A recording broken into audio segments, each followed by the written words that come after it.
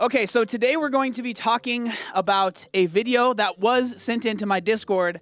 Again, if you guys haven't joined, I highly, highly, highly recommend. I know I do this every time, but I seriously cannot recommend enough joining the Discord. It is the largest weight loss and fitness Discord on the planet.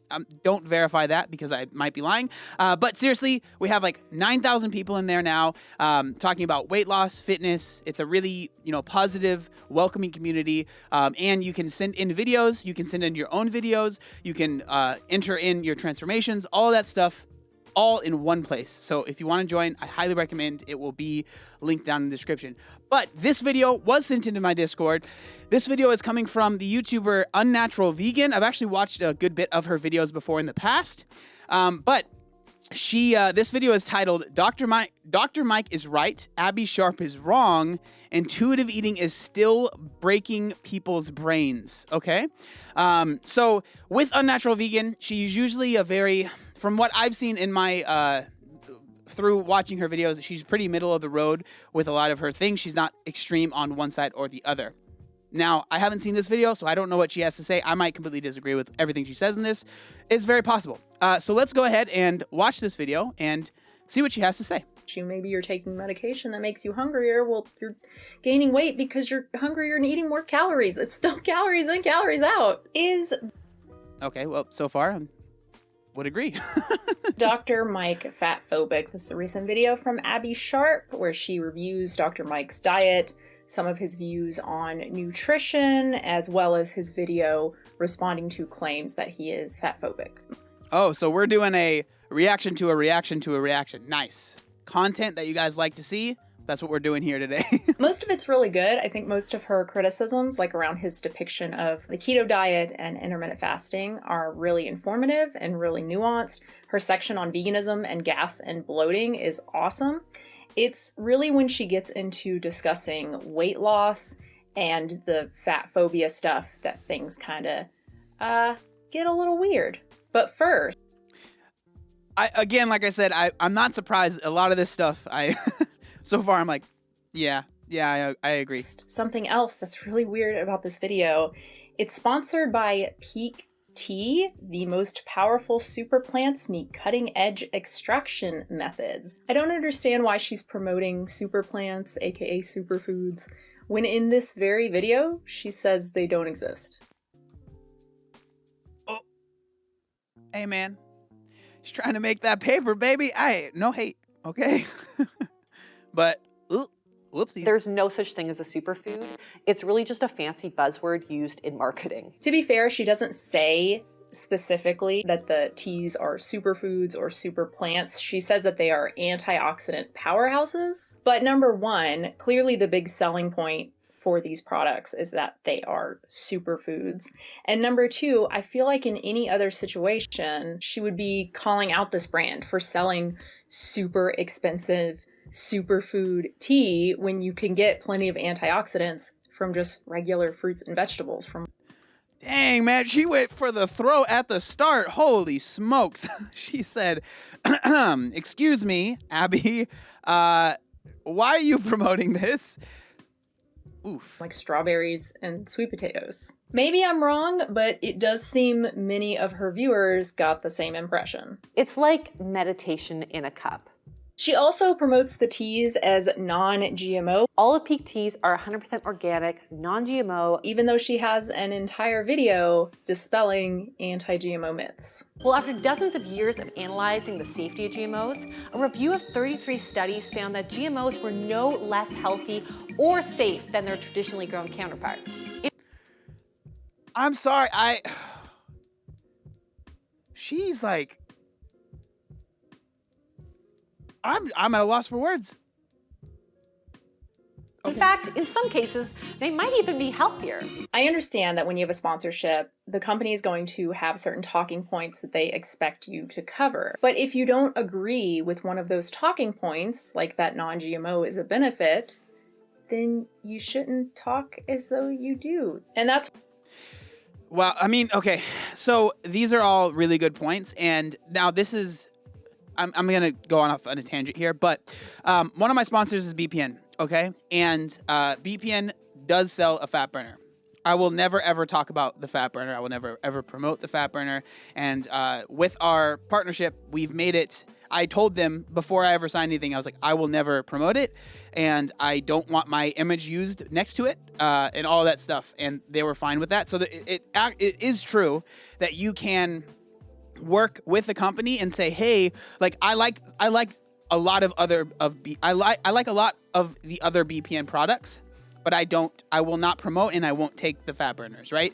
And so that is true. Like you absolutely can work with companies and be like, hey, like I like this thing, but I am not going to promote this, or I'm not going to talk about this because I don't agree with that. And so it is possible. So she's not just like saying stuff out of thin air. Like this is a 100%, that's a fact right there. It's really, not to toot my own horn, but that's really the main reason I don't take on sponsorships, because any of the products that I love and could actually speak really highly about, like Nugo bars or something, they all make stupid claims like that. I'm not gonna pretend to care about organic just to make a little bit of money. I'm too good for that, you know? Ooh, that was some shade. I didn't even mean that to be, but... That was some shade. Look, maybe she's changed her views. It's totally possible she's changed her views on GMOs, in which case she should maybe update that. Anyway, I really hope Abby listens to her viewers and rethinks sponsorships like these in the future, and ideally that she explains why she thought this was an appropriate brand given her previously stated values. Maybe she has a good reason. Okay, so the rest of the video, she talks about Mike's suggestion to portion out certain foods like sunflower seeds to make sure you don't eat enough and like get too much sodium. What I would probably add to Dr. Mike's suggestion, however, is that if you eat your portion of seeds and you're still hungry for more, then honor that and get more. Not super surprising, intuitive eating reasoning. Abby Sharp is a fan of intuitive eating. And basically, if you want more food, it's because you need more food. Maybe you do, maybe you don't. You know, food is really yummy, and the yummier the food is, the more we want to eat, even if our body doesn't actually need more. In fact, it's the foods our body doesn't need at all. It's all the junky foods that our body's like, yeah, no, you need more of that. So I feel attacked right now. Because I was just talking earlier in the stream, I didn't record this, but I was talking about how we got a ton of cookies and brownies and stuff at the house right now, and every time I walk in, I'm like, man, I maybe should have one. And I know I don't need it. You know what I mean? So like that's the thing with intuitive eating that's hard. That's why I like to call what I do mindful eating. So it's like, I might want the brownie, but it's like mindfully I think, maybe it's probably not the best option to have right now. And so most of the time I'm able to be like, nah, I don't need that right now. Eventually I might have a brownie later in the day, tonight, but I don't need to wake up at 10 a.m. and have a brownie. You know what I mean? So a lot of times, like this is one of my critiques of intuitive eating, like a lot of intuitive eating, like counselors or whatever you want to call it, dietitians and stuff, is that like, yes, that might be helpful for a group of people. Like if we're talking about people that are used to over restriction, used to that stuff, like it might be helpful to be like, no, honor your cravings. But for someone that is trying to lose weight or that is just not coming from that background, that's not really that helpful. That might be the opposite of what maybe would be best for them in that situation. Sometimes we have to tell ourselves no to avoid overeating. I mean, it's just that simple. Anyway, I talk about this in way more detail in my quite long video on intuitive eating. In Abby's conclusion on Mike's diet, she says that overall she agrees with him. I did, however, pick up on a bit of diet culture language. So words like clean and cheat meal and superfood and low calorie. One of these things is not like the other. Actually, two of these things is not like the other. Like I get clean and superfood. While clean eating can just mean eating more whole foods and less processed foods, it often comes with a lot of other baggage, non-GMO, organic, gluten-free, artificial sweetener-free, all these kind of unscientific positions. Someone using the term clean eating, like unironically, for me, that's kind of a red flag. Or clean beauty, same thing. And yeah, clean. So a lot of this stuff, I understand with language. Language exists to make things easier to understand. Okay, so like, I don't necessarily get upset if someone says clean eating, but the thing is, like, if you say that, or you're like, I'm eating clean, what's really important is that you quantify what that actually means to you, okay? Because clean eating is one thing to one person and a completely different thing to someone else. Like, I understand the use of the language to explain something easily so you don't have to go into a whole diatribe every time you bring it up. But if you're bringing it up in a video where you're talking about what you're doing and you bring up clean eating, I think it's important to quantify what that means to you, because that might mean something completely different to someone else. Not saying that I agree with that or I disagree with her, but those are my thoughts on, on the subject of that stuff, because we could nitpick every single word someone decides to use to explain their diet.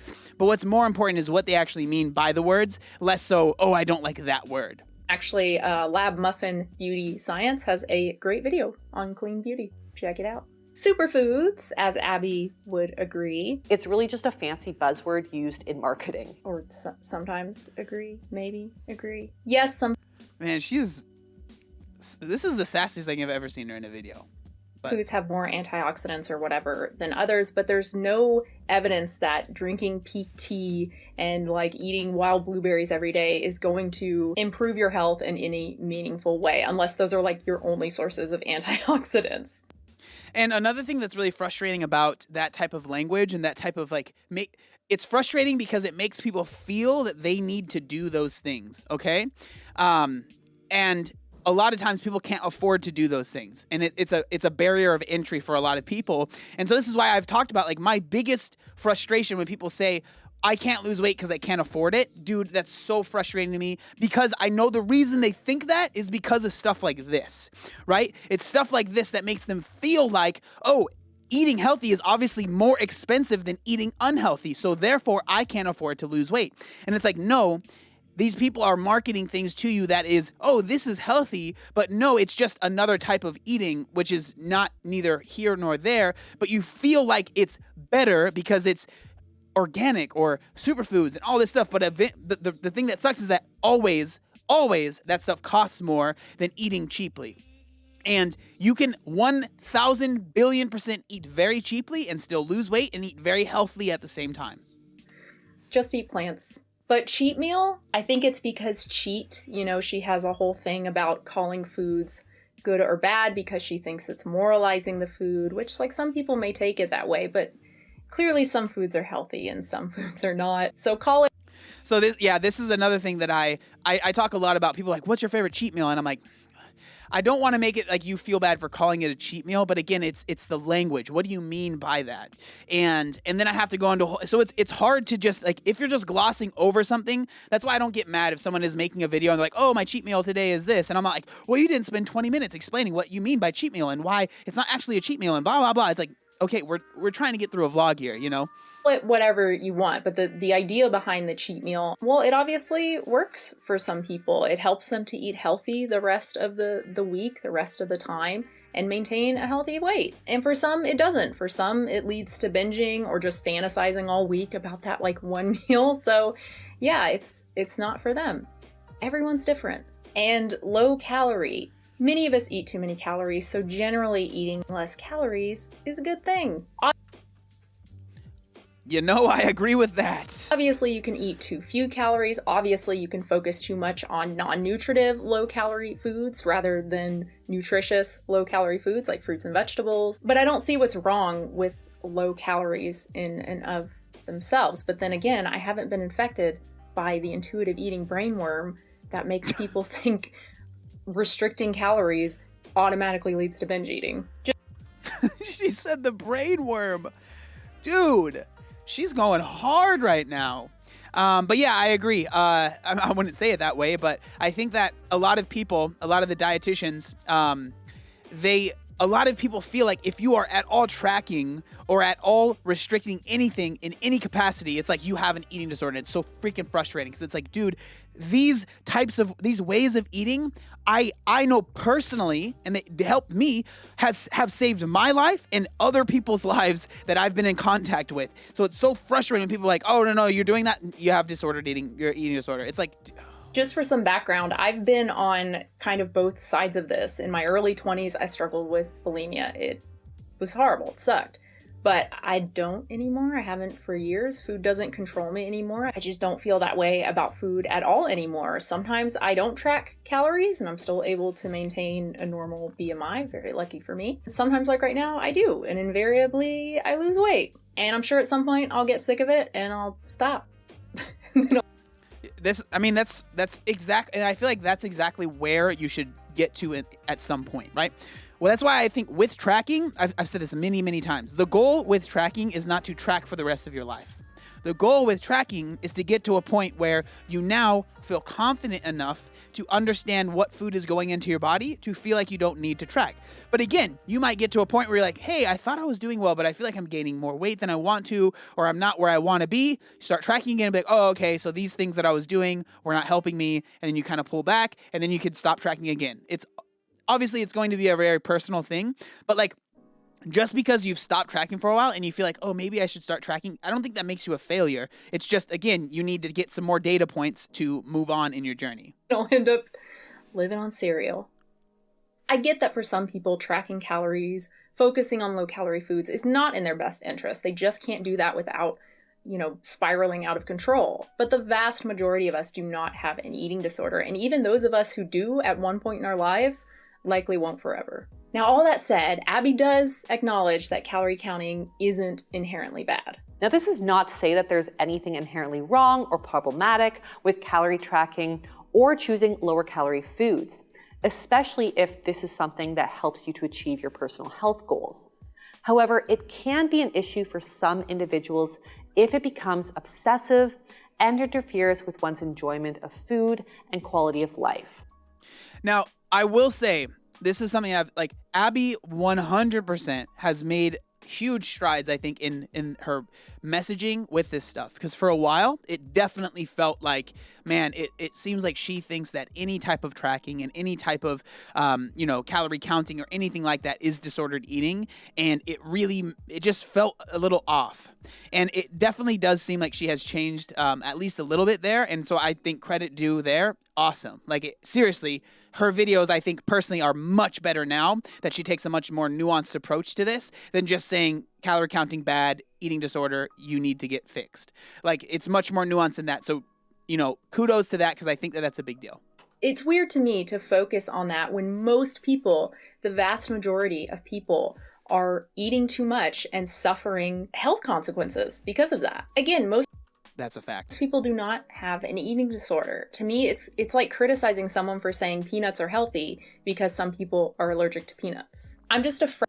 Ooh, I like that analogy. Afraid this focus on eating disorders within the intuitive eating community could lead people to believe that they are way more common than they actually are. That restricting food inevitably leads to binge eating or to bulimia. Anyway, I talk about the whole dieting causing eating disorders way more in this video. No, but I like that she brings that up because, I've already talked about it, but it's frustrating when people make it seem like point A is tracking and point B is inevitably having an eating disorder. I'm just like it happens to some people, especially it definitely happens a lot with people that maybe compete in a bodybuilding show that get really, really, really lean. But I think a lot of that has to do with your body dysmorphia and being so lean and you feel like you have to be that lean always. And then it comes into okay, I need to really track and get to that's a whole nother can of worms. But everyone that tracks doesn't just mean you track for a while and then eventually you get an eating disorder. I highly disagree with that. But I also don't think that we should be talking about short-term weight loss, period, when we know that statistically, most people who lose weight in the short run stop the diet and then gain it right back. We also know that this weight cycling can put someone at risk for detrimental health effects, such as an increased risk of insulin resistance, heart disease, blood pressure, inflammation, and an increased risk of mortality overall. No. There's inconsistent evidence to present a compelling case in support of weight cycling increasing mortality risk in the general population. Thus, although weight regain following successful weight loss remains one of the most challenging aspects of body weight regulation, there appear to be insufficient reasons to dissuade individuals from multiple attempts to lose weight given the critical impact of obesity on disease risk and mortality. She said, no. I really, really wish intuitive eaters would stop talking about yo-yo dieting, weight cycling, as it's bad for you. No doubt about it. As she says, we know these things about weight cycling. The evidence does not support that conclusion. But in a society that's prone to overeating, a fasting day won't hurt. While I do appreciate that Dr. Mike acknowledges that intermittent fasting doesn't need to be a rigid eating pattern, I would have definitely appreciated a disclaimer that skipping a meal here and there is not beneficial for everyone across the board. And this is especially true for those who struggle with disordered eating and restriction, where intentionally skipping a meal can potentially trigger a binge. Nothing is good for everyone across the board. B12 is an example. I often recommend that vegans take a B12 supplement. I recommend this chart from dietitian Jack Norris, but in actuality, these guidelines will not work for all vegans. If you are lacking intrinsic factor, an oral supplement is not going to help you. Now, I like that she brings this up, is like, so many people, and this is like one of the red flags I have if I'm watching a content creator or just watching someone promoting their diet, is if you promote your diet as the diet for every single person, red flag. That's a red flag, because everyone is different. Like, everyone is different. That's why I think I've done a good job recently of like taking a step back of like the whole like keto thing. And like, I would say I was a pretty big keto, I don't want to say hater, but I was not a fan. Now, like, I do understand that keto does help people. Is it for me? No, it's not for me. But I do understand that it does help some people, and it does work for some people. And then with a lot of other types of eating, like for some people, tracking works. For some people, tracking doesn't work. For some people, like all of these different types of diets, all of these different types of eating, like just because I know what works for me, I would never say like you have to do exactly what I do, because it's just not true. And I honestly tell people, don't do what I do, you know? And like, so if someone is saying like this is the only type of eating that is good and is worth trying, I'm just saying, for me personally, that's a red flag. Or when I say that eggs are unethical, I don't actually believe that eggs 100% of the time are unethical, but qualifying every time I say eggs are unethical with, oh, except for, backyard hens, veganism, whatever, even though that's not the focus of the video, it just ends up watering down whatever the ultimate message is. And for what exactly, when the vast majority of people are not consuming ethical eggs? Yeah, and like, so that's kind of what I was saying earlier, is like a lot of times people will nitpick like a little thing you say, but it's like, again, like I don't want to sit here for 20 minutes and qualify a single phrase that I was using to try and explain a bigger point of view. Like it can be, like it can be a little ridiculous to expect someone with every single little word they use to qualify every single little thing they say when they're trying to explain a more of an overarching topic. There are addendums to virtually everything we say. Again, peanuts are healthy is not actually correct, because for some people they're not. But if we have to qualify every statement we make, it makes it really hard to get any message across. And I say this as someone who regularly, in my opinion, goes too far and qualifies too much, to the point where I fear it's hard to listen to what I'm saying. I think that's something that I really need to work on. Same, dude. I do 100% the same thing.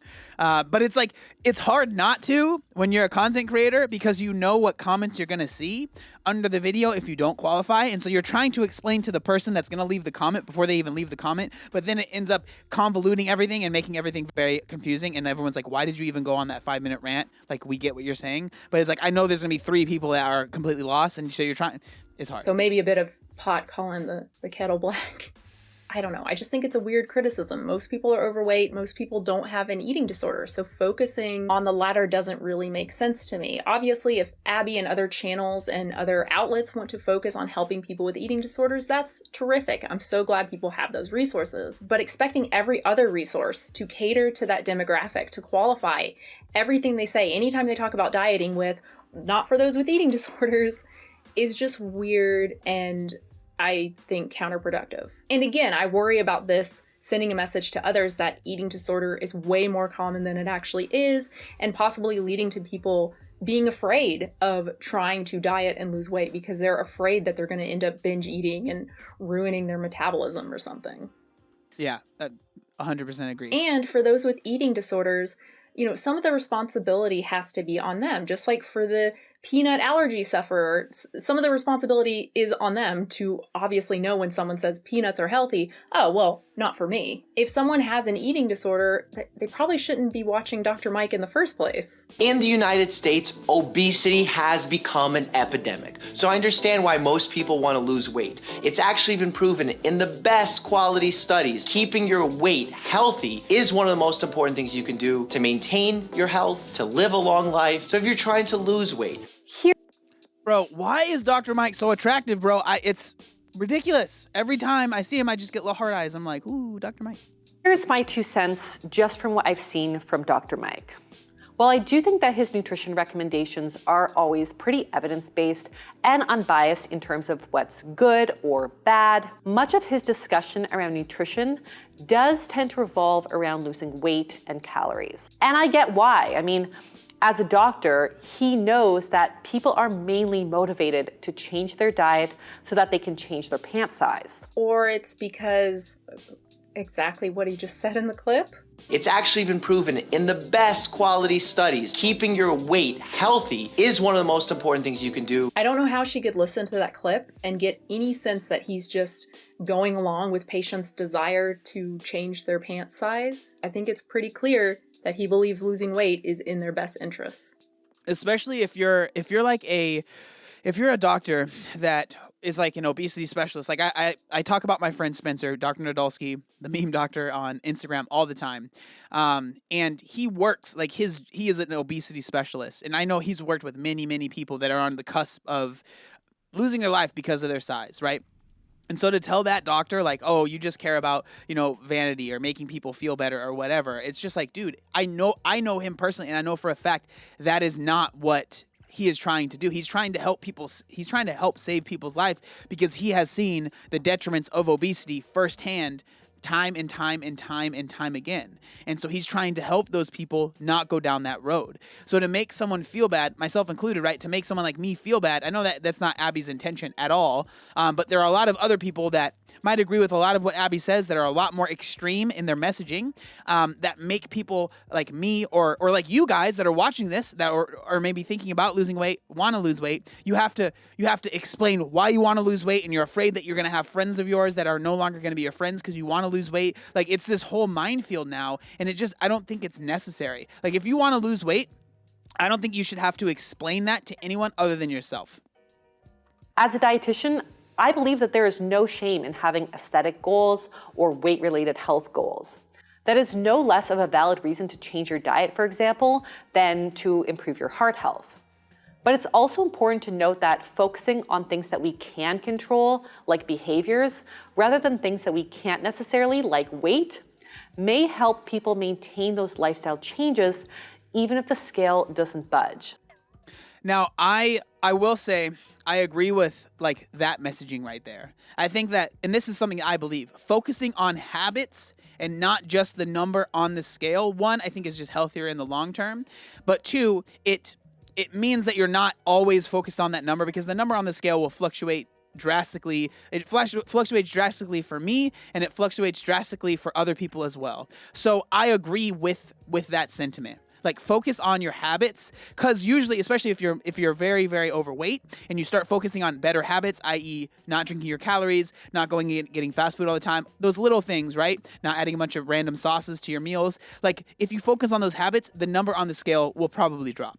And I think that that's a good thing, to focus on those things other than just focusing on how can I get the weight or the scale to show a lower weight. Because a lot of times, if that's all you're focused on, you can end up going to drastic measures. Again, though, it can happen. Not saying that it will, no matter what. I think I get what she's trying to say here. Weight loss is hard, but our weight is ultimately in our control. Our weight is a result of our behaviors. If you eat less calories than you burn, you will lose weight. It may be really hard. You may have a certain medical condition that makes it even harder for you, but that doesn't mean it can't be done. It seems like she didn't learn anything from the backlash to her Greg Doucette video, where she just kind of denied the existence of thermodynamics. I mean, she said she didn't learn anything. I mean, I personally will disagree with that a little bit. I really do. And like, this might just be me. I really do feel like since the Greg Doucette video and that whole backlash, like, and I don't even want to say like it's because the backlash that she changed. Like, I think that she has kind of done her own, soul searching or research and stuff, and has changed a lot of her messaging. Like, I really do think that there has been a change. Like, am I going to sit here and say I agree with everything that Abbey says? No, I'm not going to sit here and say I agree with everything that Unnatural Vegan says as well, right? I'm my own person. I have my own thoughts, and same thing. I'm not going to sit here and say I agree with everything Dr. Mike says. I don't agree with everything Greg Doucette says. I don't agree with everything that anyone else says other than myself. And sometimes I don't even agree with what I say because I'm a dummy. But I will say that I do feel like Abbey has definitely changed a little bit in her messaging, at the very least, from that original video with Greg Doucette. Acknowledged it while also, I guess, not understanding it. Calories in versus calories out. If you are overweight, you are in a caloric surplus. That's it. I don't think we're helping That facts, though. obese people by muddying the waters around this issue. We can say that it's hard to lose weight and that no one should be ashamed for not being able to lose weight, and also not deny physics. Like, we can do both of those things. We can say it's hard to lose weight and don't be ashamed for not being able to lose weight, but also if you're overweight, it's because you eat too much.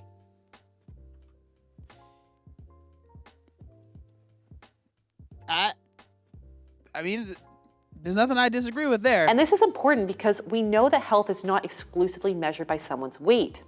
In fact, there is ample research to suggest that we can be overweight or even obese and still be considered metabolically healthy. Yes, but this is a giant oversimplification of the issue. I go into detail in my video on health at every size, but basically, number one, many metabolically healthy obese people do not remain so, and number two, being metabolically healthy doesn't mean you're healthy. Obesity is another fact. Positively correlated with many other conditions besides the metabolic ones like diabetes and high blood pressure, which she seems to understand. That's not to say that obesity doesn't contribute to a host of detrimental health effects, as this is well documented in the literature as well. So I absolutely agree with him here. So why bring up metabolically healthy in the first place? She brings it up again later in the video. Like I said in my critique of the intuitive eating book written by two dietitians like Abbey, it seems like intuitive eaters like Abbey, who are also dietitians, seems like they want to have their cake and eat it too. They want to promote intuitive eating, but intuitive eating pretty much goes hand in hand with health at every size.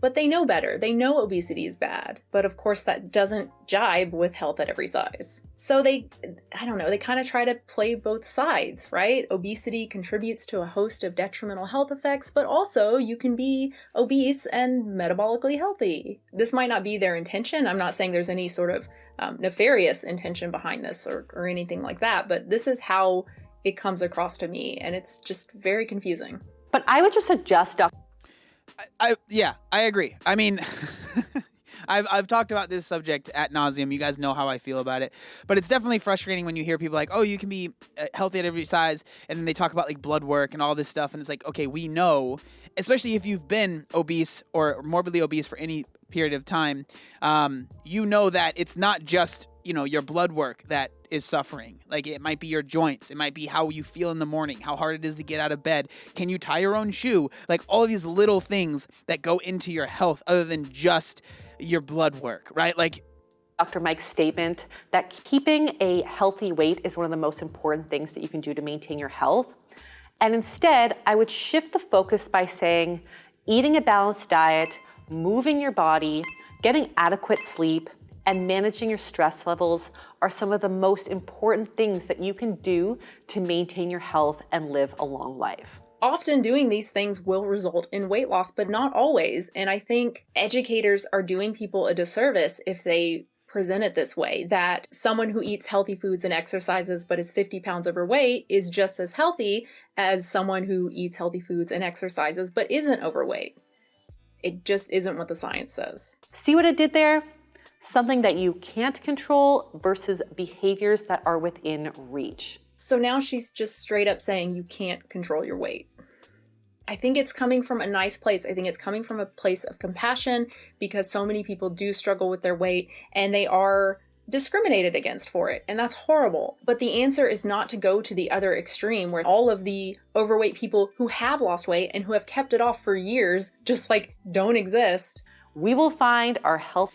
Yeah, it's definitely frustrating when you hear that. Like, again, and like I agree with Unnatural Vegan here. I understand where Abbey is coming from, but like to say that you can't control your weight, I think that it's an oversimplification. Like, are there a few people out there? Are there is there a group of people that like, it's not just calories in, calories out. It's like there's more stuff going on. Yeah, of course. But like for the vast majority of people, like you can control your weight. Like it's not like you can step on a scale and be like, okay, I'd like to be 5 pounds less now, and then step on it and then it's done. But it's like, okay, if I would like to be 5 pounds less now, I know that I need to do X, Y, Z. And when I do X, Y, Z, eventually the scale will say 5 pounds less, right? So it's like, technically, I guess you can't just be like, it's very easy to control what you eat because you're like, no, I will not eat that. There you go, right? That's something you can control. But then to say that you can't control your weight, like, yeah, kinda. You can't just make weight come on or come off of you. But the reason weight comes on or comes off of you, especially like at least fat and stuff, like obviously your weight fluctuates, but like fat and stuff is a byproduct of your habits. Healthiest, happiest weight when we focus our energy here. That's a bold claim, and like most bold claims, no. Some people will be happiest there, some people won't. Some people won't be able to achieve their health goals with such a kind of vague guidelines. Some people will have to track calories or even weigh themselves regularly. The horror. I did not commit to that at all. The horror. So according to the National Weight Control Registry, which has tracked over 10,000 people who have lost at least 30 pounds and have maintained that loss for at least a year, most report eating a low-calorie, low-fat diet and weigh themselves at least once a week. So that brings me to the next big question. Do these views and opinions on weight and weight loss automatically make him fat-phobic?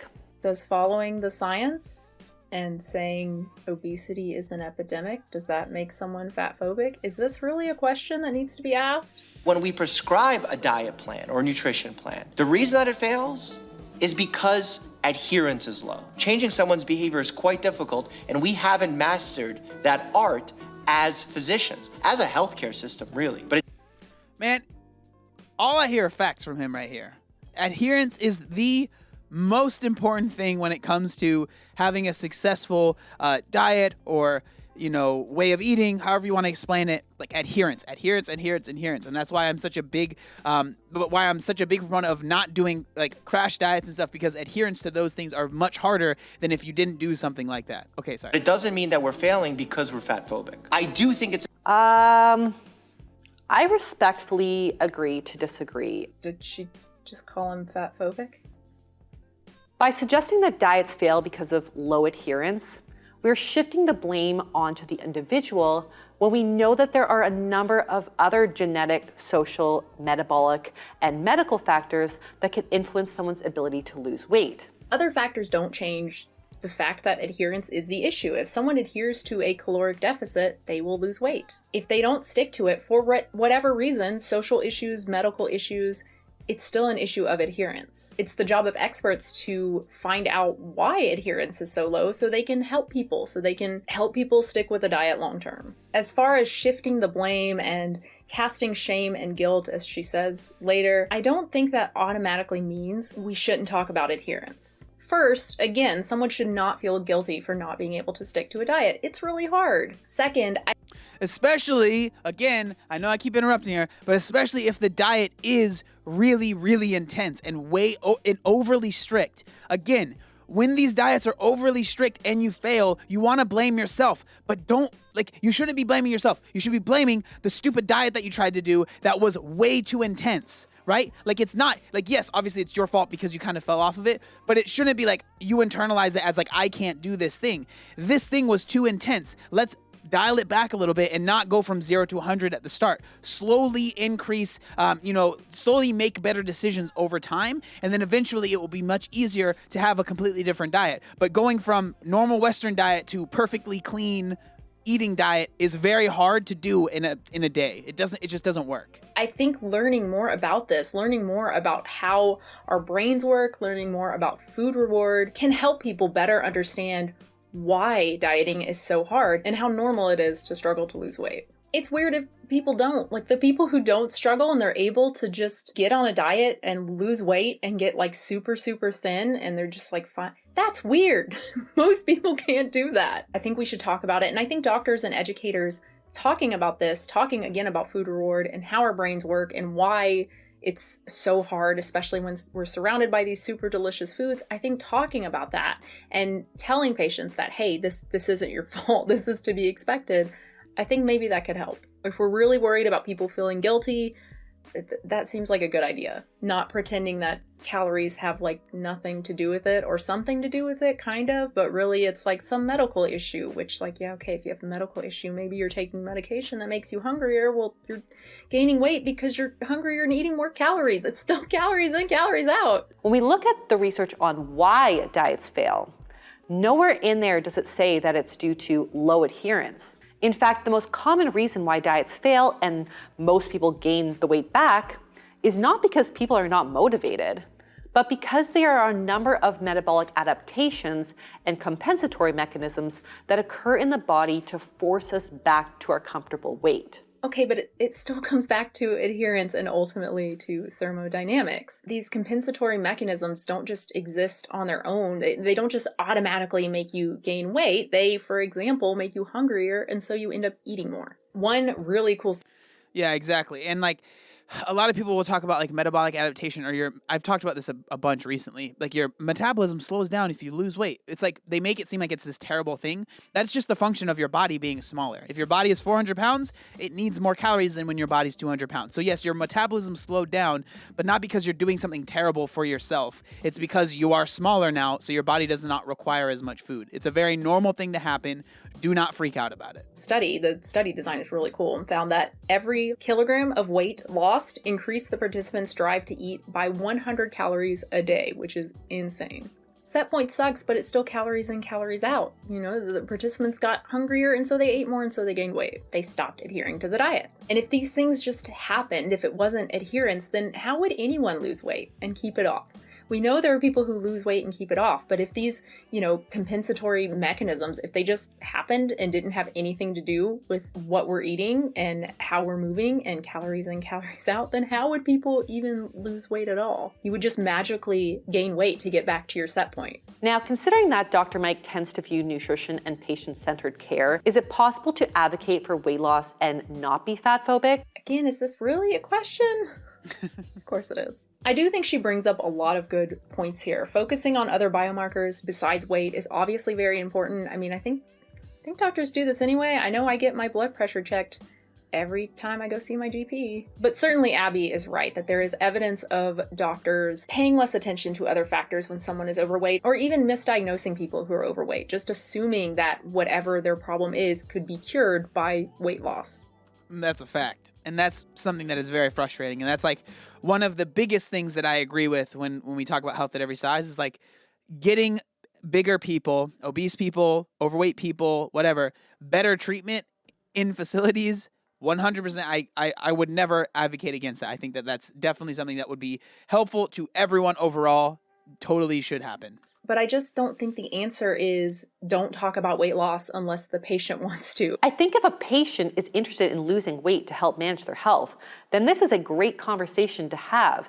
And a doctor's enthusiasm in helping to guide that journey would be supportive and client-centered, not evidence of fat phobia. Again, maybe doctors just need to do a better job of explaining dieting and talking about food reward and whatnot with their patients, and do a better job of expressing compassion and empathy for their patients. Or maybe all the older doctors need to retire because let's be real, I think this is mostly an issue with older generations where you have people who still view fatness as a moral failing. I think, or at least I hope, that younger generations view dieting and weight loss much differently. Here's the thing.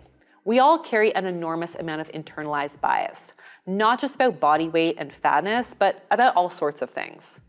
Most of us have to consciously work really hard to unpack this, and we still let it slip out. I pick up on my internalized fat phobia often, and I'm constantly trying to unlearn these tendencies, as uncomfortable as it is, all while maintaining an evidence-based approach. When she says she picks up on her internalized fat phobia, what exactly does she mean by that? Like specifically, like what's an example of that? Does she think that obese people are lazy or something? Obviously she doesn't. She advocates against that sort of thing. So I'm genuinely confused. I don't understand this. I mean, if she has beliefs like that, that's good that she's working on it. I don't really understand why you need to work on that. It seems like you just stop having those beliefs. Just stop. I guess it's akin to the whole internalized racism stuff, which I just fundamentally disagree with, and I think it's actively harmful. Just stop being racist. Stop believing generalizations that aren't true and are harmful. Like, if this is work for you, that's weird. There's a problem. It's real easy to not be racist. I mean, at least the common understanding of racism, not the if I disagree with a black person, I'm racist understanding of racism. I think, like, it's, for me, the biggest frustration is a lot of this stuff has been equated to, like, internalized fat phobia is the same as internalized racism, where I personally, when I hear a lot of this stuff about like internalized racism and stuff, I actually agree with a lot of what they say. So I disagree with what she's saying here. I think that there is a lot of stuff, especially as a white dude, that I have, picked up growing up, even though it's not like I'm was ever like a racist person, but like there was definitely some thoughts that I had. There was definitely some things that I had to work through. And so I don't necessarily think that it's just as easy as being like, just don't be racist. It's kind of the same thing as like, just don't be sad. I don't think that it's that simple. But when we're talking about like internalized fat phobia, I just think that it's trying to equate fatness to like your race. And I'm just sorry, that's not the same thing. Like, the color of your skin is not the same as the size of your body. It's just not the same thing. Right, black person, of course. So that's it. That's all I have to say about Abby's video. I think a lot of it is just very weird and very confusing and trying to fit in with this intuitive eating stuff that just doesn't really make sense. Now, to be clear, if intuitive eating works for somebody, that is terrific. If it's helped, someone with an eating disorder specifically, then that's awesome, which seems to be kind of what it's for. I mean, people say that's what it's for, but then no, it's not for that. Again, it's all very confusing to me. I want everyone to find something that works for them. And if intuitive eating works, that's terrific. And I guess kind of ironically, I mean, to me, intuitive eating makes more sense for people who have done calorie counting a lot and have like a good... So this is a good comment. So it was from Chrysanthemum Sky. It says, there's always internalized bias, but not internalized racism, sexism, fat phobia. Yeah, that's probably a better way to explain it. I don't know. I was just trying to use the words that they were using. But yeah, I would say, like, again, I don't think I was ever like racist or anything, but I definitely had like internalized biases on certain things. But again, like having an internalized bias on like fat and like being overweight is not the same as having an internalized bias on someone's skin color. But yeah, I'm glad that you brought that up, because that's probably a better way to word it. Mental image of like how many calories are in certain things, because then like you pretty much know, you can look at a plate of food and be like, it's about that. So it's a lot easier to not overeat. And I've heard a lot of people who have done calorie counting or have, tried to lose weight for years say that now they're at a point where they can just kind of eat intuitively. Thank you so much for watching. I really hope. Yeah. So, I mean, all in all, I think that was a pretty good video, and like I think that she explained herself pretty well. Like I said, there's certain things that I agree with her. There's certain things that I disagree. It's interesting because in this whole video, there's Dr. Mike, there's Abbey, there's Unnatural Vegan, and I agree with a lot of what each of them say, but there's just certain little things that I disagree with. And I think that's totally fine. And I'm not sitting here saying I'm the end all be all and what I think is correct. I'm sure there's a lot of stuff that if they watched a video of mine, they'd be like, well, I disagree with what you have to say here, here, and here. And that's totally fine. There's nothing necessarily wrong with that. But I think that getting these conversations and this dialogue out there, is only helpful for more people, getting more ideas out there to hopefully help other people that might be watching, be able to form their own opinion on what they actually think for themselves, right? But all in all, that was a very interesting video.